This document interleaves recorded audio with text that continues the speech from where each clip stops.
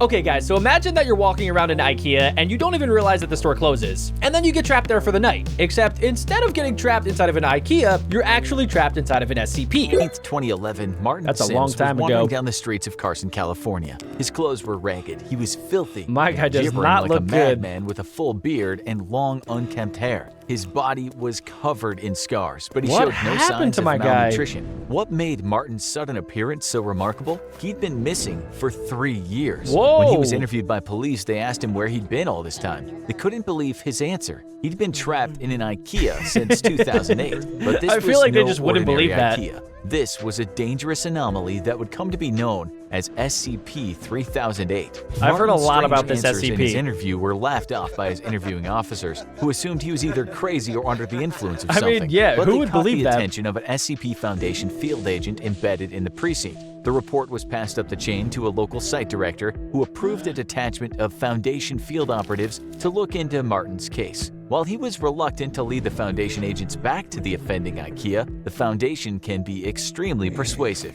His screams of, "Please, I'm begging you, don't take me back, don't make me go back," So they basically were forced him noted, there but against his ultimately will disregarded. to go When back to the the place where he got SCP Foundation assaulted. had triangulated the position of SCP-3008, which was indeed an active Ikea, the entire retail zone was closed and barricaded under the pretense of a severe black mold infestation. Armed Okay. Foundation personnel also arrived on the site shortly after, based on Martin's vague statements that there were creatures of some kind inside. So pretty much this looks like an Ikea from the outside. I wonder how it looks on the inside. Due to his deteriorating mental health, Martin was unable to provide a great deal of lucid information on the specific traits of SCP-3008. But one phrase he kept repeating was, "bigger on the inside." Once researchers were satisfied that Martin Wait, had delivered I all mean- the pertinent information. Okay, I've been inside an Ikea before, and like it does look bigger on the inside. It's like a massive warehouse that they set up, these little tiny rooms everywhere, and then you kind of just get lost in there. So I mean, I could understand how some people could get trapped in there for a few hours, maybe a few days,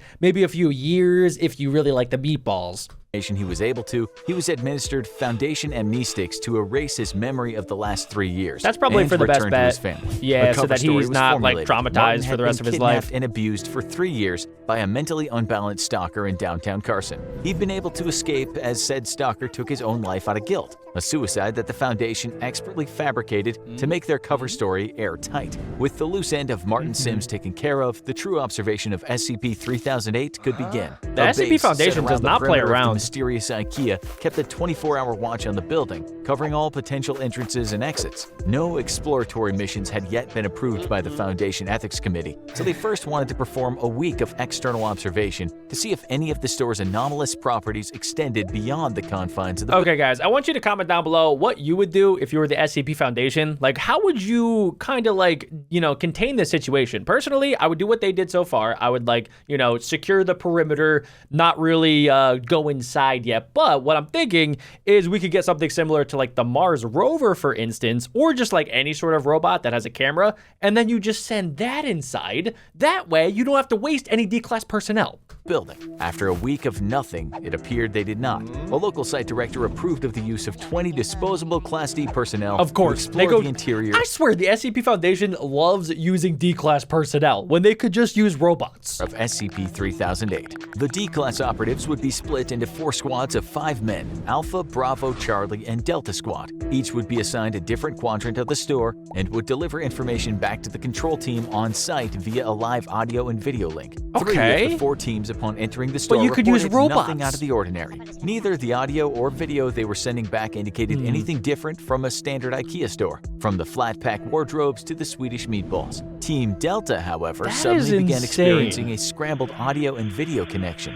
Shortly after, communication with Team Delta dropped off entirely. They disappeared somewhere inside the store and haven't been seen since. Okay, I'm sure you guys remember the first guy that came out of the IKEA. Somehow he escaped, and all over his body he had like marks and scratches. So there's clearly something inside that can do some serious damage. We just don't know what it is yet. With one notable exception. After the disappearance and the extraction of teams, Foundation researchers classified SCP-3008 as Euclid because its anomalous properties were at least confined to the interior of the store. store. Exactly. And even then, seemingly not the entire interior. The anomalous area within SCP-3008 became known as SCP-3008-1, and containment appeared to be 100% secure. There was no telling how many people had already gone missing in the store over the years, but the disappearances must be stopped. The Foundation maintained constant surveillance around the perimeter of SCP-3008, but that is kind of pretty crazy to think about. There's probably so many people that have,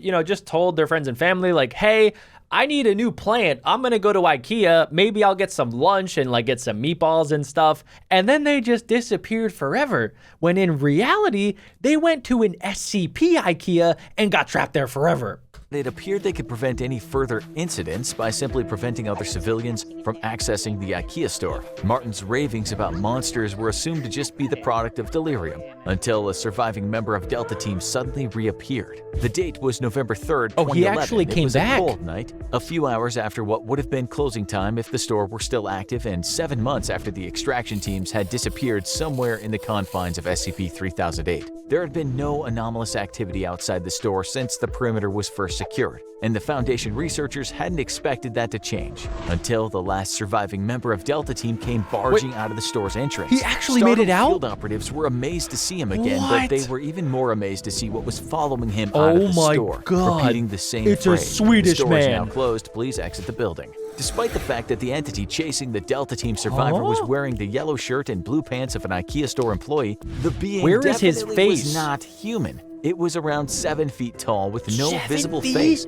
The entity had grossly extended limbs, with each arm being around 5 or 6 feet long and ending in a huge oversized hand. Okay guys, so it kind of reminds me a little bit of like the size and shape of the Shy Guy SCP. Like it kind of looks like a human, but not really. It's like super tall and skinny, and it has really long limbs, and more importantly, it can do some serious damage. The whole process was so sudden that the field agents present at the perimeter weren't able to save the Delta Team survivor. Oh my God, he died? The entity reached forward with his freakishly long arms, grabbed him, and twisted his head off like a child with a doll. The field operatives present drew their weapons and peppered the entity with bullets. It would later be classified as SCP-3008-2. The being appeared to collapse and die from the physical trauma. Oh, okay, so it's not as strong as Shy Guy. The body of the former Delta Team survivor were taken for an autopsy by Foundation researchers. There were no biological abnormalities of the body of the Delta Team survivor, so it did not appear that the anomalous properties of SCP-3008-1 had any effect on the physiology of its occupants.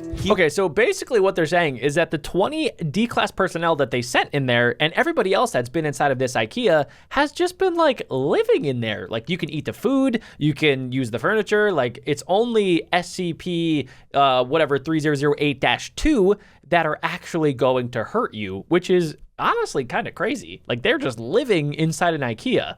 Which, honestly, like, that doesn't sound too bad. He was not malnourished despite being missing for months, and the contents of his stomach looked to be half-digested food consistent with the menu of a typical Ikea store restaurant. Is so SCP-3008-2, on the other hand, raised a number of perplexing biological questions. The autopsy revealed that the creature's clothes were actually part of its body, like an additional layer of skin. The creature lacked blood or any kind of vascular system. Even stranger, the entity didn't appear to have bones or internal organs, not even a brain or nervous system. It was a being made entirely of skin all the way to its core. How it was able to move, or even live for that matter, remains a mystery. Though when you work for the SCP Foundation, you learn to accept that some things will always remain unexplained. One thing was certain though, Martin Sims was right about his monsters. After the incident with Delta Team, the Foundation deemed that sending manned explorations into the heart of SCP-3008 was too much of a liability, and planned a series of drone-based reconnaissance missions into the anomaly. The first of these drones experienced connection issues and failed when attempting to venture into the Ikea's anomalous zone. However, after a lengthy period of trial and error, the Foundation was able to establish a more secure connection with its drones, even when deep into the SCP-3008-1 anomalous zone.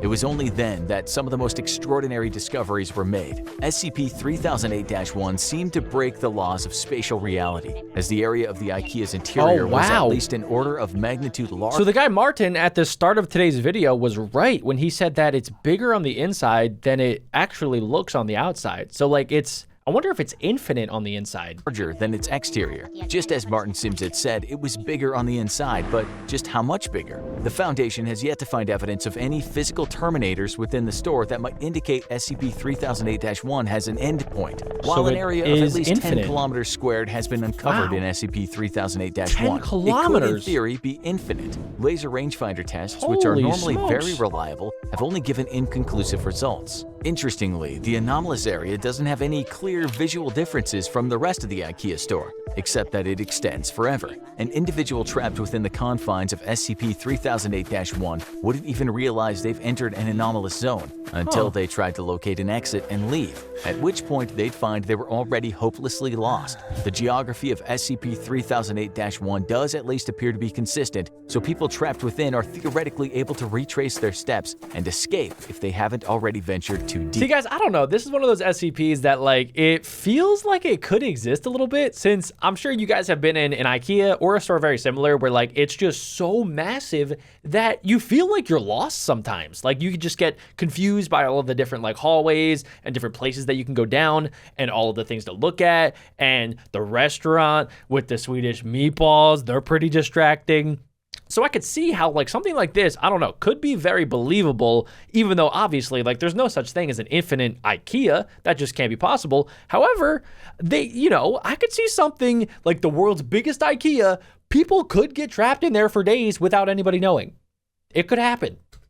According to data collected during the drone reconnaissance missions, SCP-3008-2, of which there appear to be a vast population, would wander the stores aimlessly during the day. They are unresponsive to the drone's presence and did not appear to be aggressive. Well, they're While the pretty much physical just descriptions zombies. of these creatures could vary slightly, they all follow the same overall trend. Clothes consistent with an Ikea uniform, no face, either seemingly too tall or too short, and limbs that are grossly out of proportion with their bodies. As the Foundation began sending drones deeper into SCP-3008-1, they found another incredible discovery. There was an unknown population of humans trapped inside Ikea's anomalous zone. And So it's the people that have been trapped in there, the people that have, been missing for years and years and years.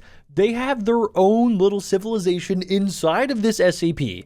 I don't think I've ever seen an SCP like that before. these people had used the Ikea furniture around them to create entire settlements and What? towns within the store. There were several of these towns. Okay, all of this would which actually seemed be a to really cool cohabitate TV show. peacefully. Even Foundation personnel found this development in their research to be truly extraordinary. Since SCP-3008 was first identified, there have been only 14 civilian escapes. Some had been trapped inside for months, others had been in there for years, some Wow. far longer than Martin's 3-year stint. While every one of these escapees has eventually been released back to their home, after a liberal application of amnestics and a proper cover story has been devised, the Foundation interviewed each of them extensively first. According to each of these escapees, the people trapped inside the Ikea have built an entirely new society across the various settlements. Contrary to the Lord of the That Flies is expectations of a group incredible. of people isolated and afraid, there's immense cooperation between the trapped civilians. I am kind of curious though, why have only a few people escaped? Considering, like, it seems like some of these people that did escape, they were in the civilization, so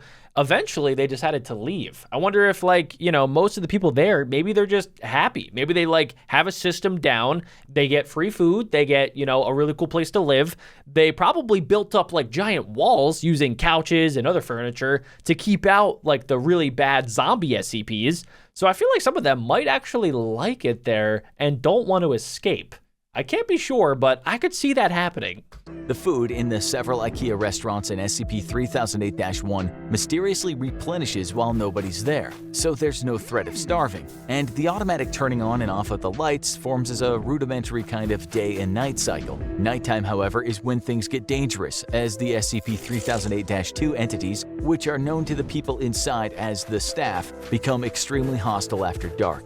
Aggressive hordes of the staff swarm the settlements at night, repeating, "This door is now closed. Please exit the building." I mean, The that would civilians be inside pretty are usually scary. able to repel these attacks with minimal casualties, but the constant war of attrition slowly wears down those inside. The bodies of the creatures also need to be removed from the area after each attack, as the presence of corpses or even parts of corpses has been known to heighten the ferocity of the next night's attack. During the day, the staff return to a docile and unresponsive state, though they'll still defend themselves violently if anyone dares to attack.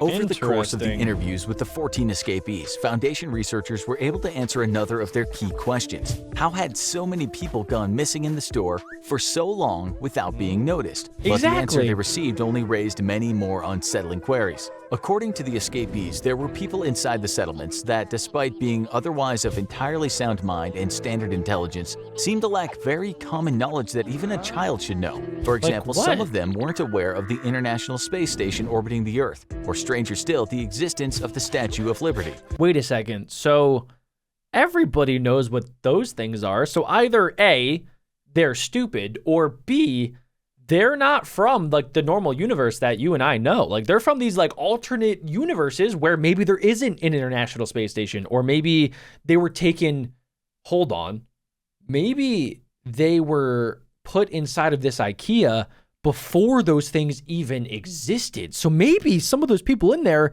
are like hundreds of years old. And maybe when you go inside this Ikea, you are now just like, you are basically invincible and you can never die. I don't know. I don't know which one it is. I don't know. Maybe it's alternate universes, or maybe it's pulling people from different periods in time. Like maybe it's pulling cavemen into this system and then they're just trapped there forever. This led the researchers to a frightening conclusion. SCP-3008-1 may not only be a nexus point of multiple IKEA stores in our dimension, it could be connected to IKEAs in every dimension where IKEAs exist. Wow. While it only abducts a handful of people from each store over an extended period of time, it suddenly becomes clear how this SCP was able to trap so many people without detection over such a long period of time, which in turn led to an even more terrifying revelation. Also, The why SCP does it want to Foundation may trap not these have people? SCP-3008-1 as contained as they thought. It might even be tucked away in an IKEA store somewhere near you, just waiting for you to visit. Okay, all After right, let's not there's go always there. room for one more. Nope. Okay, ladies and gentlemen, I feel like we're going to be safe. The SCP Foundation, they found the IKEA, so we're good. You could still go to your IKEA and get some meatballs. I'm going to do that tomorrow. And if you guys do enjoy and want to see more SCPs, click right here.